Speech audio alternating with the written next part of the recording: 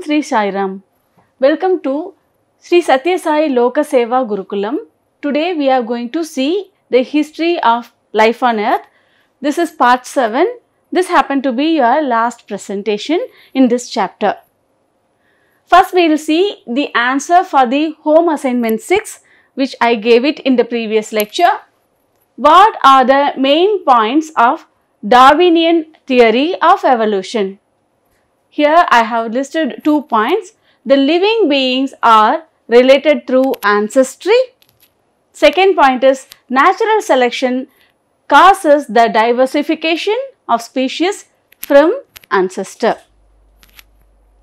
The second question asked was list out the 4 important observations of Darwin. We will see all the 4 points now. First, all the organisms tend to produce more offsprings than it can possibly survive, and the population number tend to remain fairly constant. We have seen how it is maintained also in the previous lecture. The third point is organism in the species shows a wide variation in the character, and some of the variations are inherited to the next generation. The third question asked was, in your own word explain survival of the fittest. You can write on your own also. I am writing it as best adapted individuals were selected by nature to survive and produce offspring. That is known as natural survival of the fittest. What does natural selection mean? That was the fourth question asked. Nature selects the most adapted organism to survive in the struggle for the existence, and it will pass the character to the next generation. This is known as natural selection. The fifth question asked was, does the modern biology supports Darwin's theory of evolution and how? It is an yes or no question, right? So, we have to always start with yes or no, that answer yes. You can write that also. The modern biology supports Darwin's theory of evolution. That also you can write it. Then you can give an explanation also for that. The latest discovery in the field of molecular biology which advances in the population genetics, and it supports Darwin's theory of evolution. We have seen similarity, we can able to find it in the latest biological process. Now we will go on to the today's learning objective.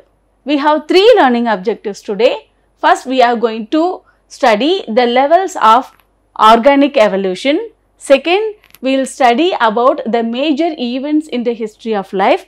Whatever we have studied so far in all the other 6 chapters, it is concisely, it is given in your textbook as a separate side heading that we are going to see.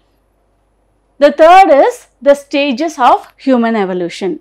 First, we will start with the levels of organic evolution. When we are considering the organic evolution, it started very early, right? And then we could able to see we have certain theory also formulated to study the evolution process. We know about natural selection, and it is more acceptable now because more and more supports when a scientific community can able to give it, then it is supporting the theory of natural selection. Thereby, this theory is now well accepted among the scientific community and also throughout the world. Here, when we are considering natural selection, we can able to see one more important field, that is modern synthetic theory of evolution, that is supporting that each and every individual, they are in a group, right, in the environment. These are known as population. This population tend to evolve, and it is not only one individual is evolving. You can able to see the groups of people who are behaving similar. You can consider human as an example or any other animals also as an example. say for an example, if you are having elephant which is present in Asia, and also if you will see an African elephant, clearly you can able to see distinct features and its adaptive characters, right. So, thereby each and every population that evolve, but the population evolving, we cannot able to predict which the nature is going to select, right. Each population will evolve with certain character. The variation which is occurring in the population because of mutation. What is this term mutation? There is a subtle change which is happening in the genetic material. We know about nucleus, right, that is present inside the cell where the DNA is present. In that there is a small change which will happen. That is known as mutation. It may be small or it may be big, and it may be sometimes dangerous to the individual also, okay. So, the mutation which is not producing any harmful effect, that the population tend to accumulate. Because of this mutation, we can able to see variation between one person to the another, but this variation will be very subtle within the population. As we are seeing different population group, we can able to see the variation is more, okay. And one more important feature in this variation is sexual reproduction, thereby the offsprings will be different. So, we are totally different from our father, mother, even from our siblings, right. So, these kind of variations we can expect when our population is undergoing a sexual reproduction, thereby we are getting a gene pool. Gene pool is the total genetic content of any living organism, okay. That gene pool in a population is obtained because of variation which is present in that particular population. Now, we will see what is micro and macro evolution. Micro means small, right, the evolution which is happening in a very small scale. Macro means big, okay, the evolution which is happening in a very big differences. We can able to see that with an example now. Now, we will see what is this micro evolution first. First, natural selection causes a great reproduction of variation in the gene, and some of the variations tend to adapt to that environment, and those advantages will be transmitted to the next generation. So, if these changes which is happening in the hereditary material, that is in the genes, that is in the DNA, right, in the nucleus, and that gene pool, the subtle difference which is happening, and then within the population a small adaptive changes, advantages a population is having, that is known as microevolution. Then the population of a species which is differed due to microevolution. You can able to see the difference between you and your friend, and also the other, your neighbor and other people in the community, right. So, these kind of subtle differences, small differences you can able to see, that is known as microevolution. Then what is a macroevolution is? Macroevolution is having another name, that is known as adaptive radiation.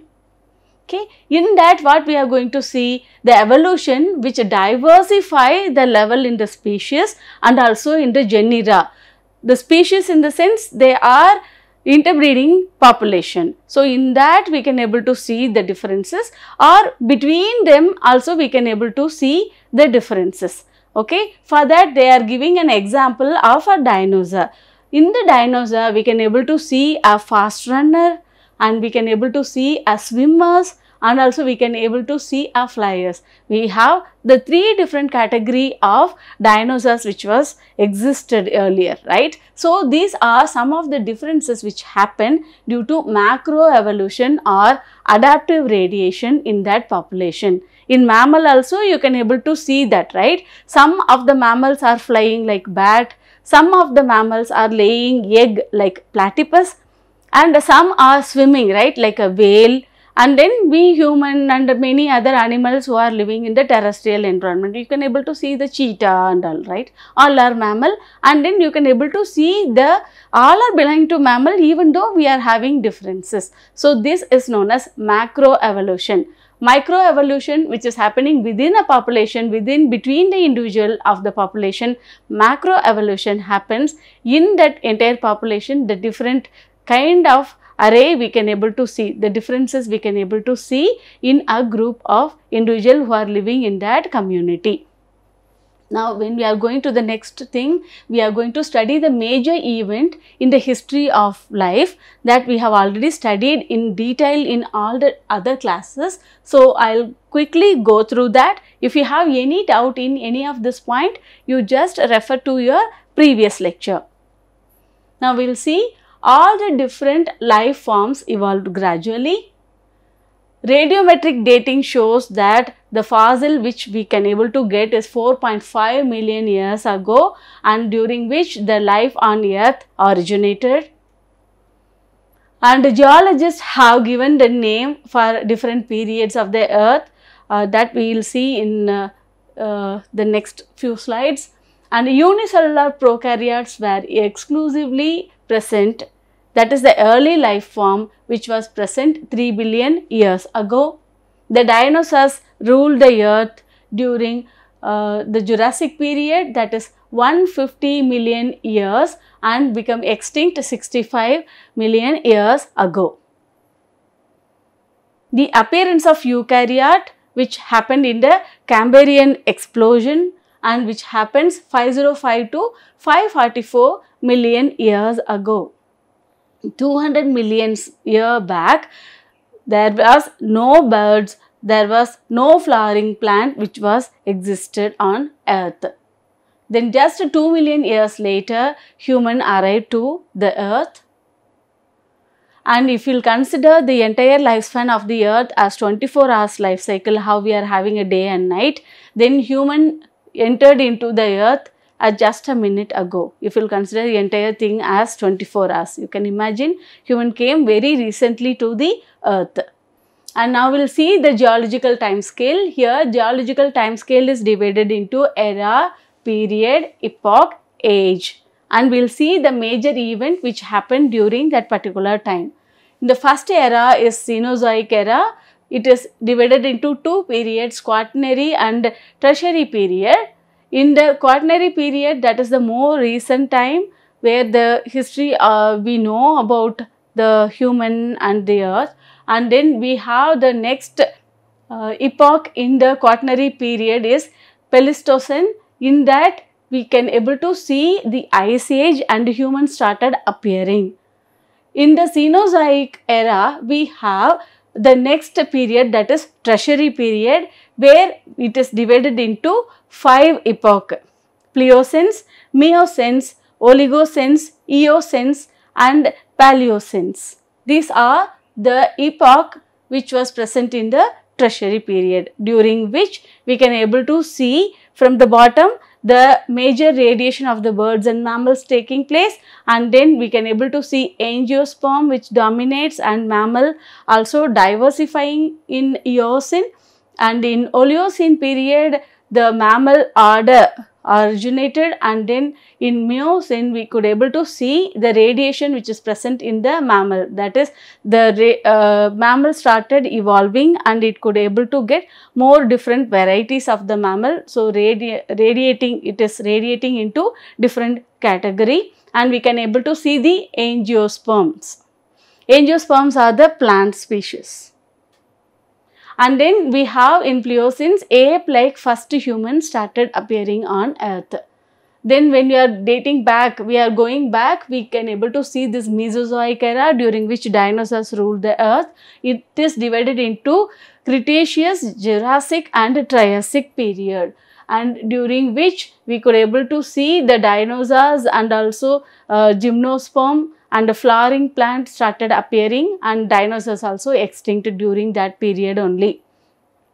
Then we will go to the next era, that is previous to that, that is Plesiozoic era, where we can able to see 5 periods. They are Carboniferous, Devonian, Silurian, Ordovician and Cambrian. In the Cambrian explosion also we have studied, right, where the invertebrate phyla is diversified and the earth was occupied by so many different kind of invertebrate. It was ruled by invertebrate, and in Ordovician period the first vertebrates started appearing, that is jawless fishes started coming during that period. Then we have Silurian period, during which the plant started colonizing in the environment, land environment. It was before it was present only in the water environment, and then now it migrated to the terrestrial or land environment. Then in Devonian, the first amphibian and insects came, and these are the animals which had little terrestrial environment life, right. Before that, all the animals which is depending on the moist environment and water loving environment, they were aquatic in nature. And in Carboniferous period, we could able to see the extensive vascular trees and forest and new kind of reptiles, all those things got originated.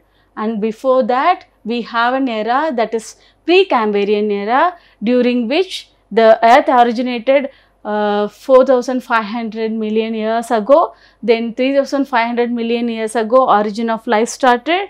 Then oxygen started building up in the environment 2,500 years ago, and eukaryote and other animal originated after that. Okay, these are some of the major events we have studied in the time scale. Okay, this is what I wanted to discuss in that, and now we will move on to the further, that is how human evolved and what are all the various stages of human evolution.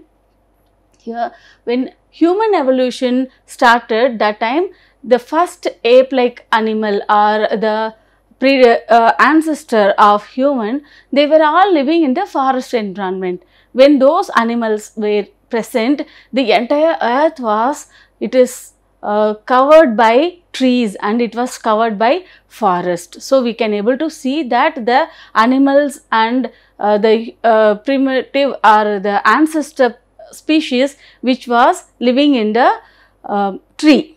So, first time the animal which came to the earth and started occupying the land environment instead of living in the arboreal form.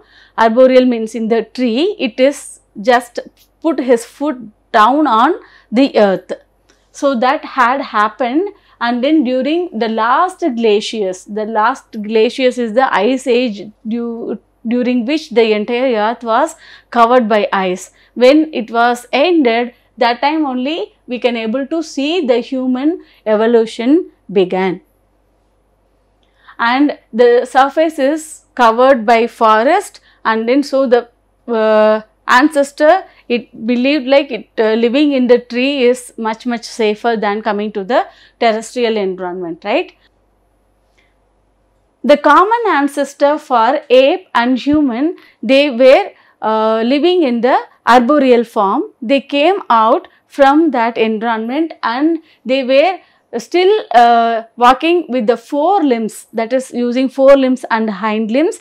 With that, they tend to walk on the ground and they just climb down from the tree and put their feet on the earth. And the recent molecular study also shows that apes and human, they had a common ancestor. That ape, in that category we can consider chimpanzee, gorilla, gibbons and orangutan. These are some of the monkeys and that are belong to ape, and we have a common ancestor between this ape and also human, and that divergence happened 6 million years ago.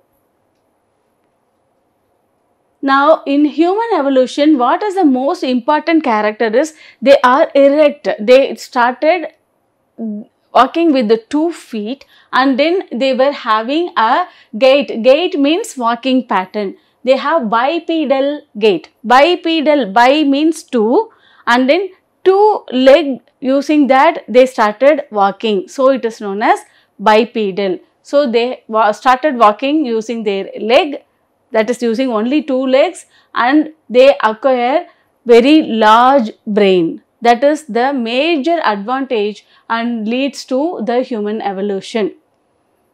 when we are studying the fossil history, around 1.5 to 2 million years ago, we got a traces of human, they have lived in that era. During that time, we could able to get some of the human remainings present in the African continent. They are known as Australopithecus, and that was the first human-like ancestor, and scientists named that as Lucy, because that skeleton was belonging to a female ancestor. This Australopithecus was present in the African rock deposit. Then in the evolution, we can able to see Homo erectus. Homo erectus also walked on two legs, and they were unearthed many kind of fossils throughout the world. They could able to get the fossil evidence of the existence of Homo erectus in many parts of the world. Neanderthal man and Cro-Magnon man are the two category of the human ancestor which evolved from Homo sapiens. The modern man is known as Homo sapiens sapiens, that means that is wisest one, and it evolved 50,000 years ago. Since then, biology of evolution of human has stopped, perhaps it not occurred, and now human is exploring the world, and then he can able to send the rockets and things to moon and also to Mars, right? We have seen like so many different kind of cultural evolution now we are having, but based on the biological evolution, it is not occurring now. We will see a pictorial representation of human evolution. We could able to see this Dryopithecus, that is the common ancestor which was present in the arboreal life, in the tree. From that, the ape and also Ramapithecus originated. Ramapithecus set their foot first on the earth, and they are started walking erect, and they are using a bipedal mode of walking, right? And then we are having an Australopithecus. Comparing to Ramapithecus, Australopithecus is little more advanced, and we can able to see in the Africa, so they are giving the name Africanus, Australopithecus africanus, that is the genus and species name. Then we have a Homo habilis. Homo habilis is also a little more advanced evolution we can able to see, and from that we are having Homo erectus. From that Homo erectus we are having two different kind of Homo sapiens originated, Homo sapiens neanderthalis and Homo sapiens sapiens. These are the two Homo sapiens we can able to see here. Now all the other ancestors are not present. We can able to see Homo sapiens sapiens who are doing a cultural evolution now. With that, we have completed this entire unit. Hope you understand this video properly. If you have any doubt, please do visit the videos again and get your doubts clarified. Thank you so much. Om Shri Sai Ram.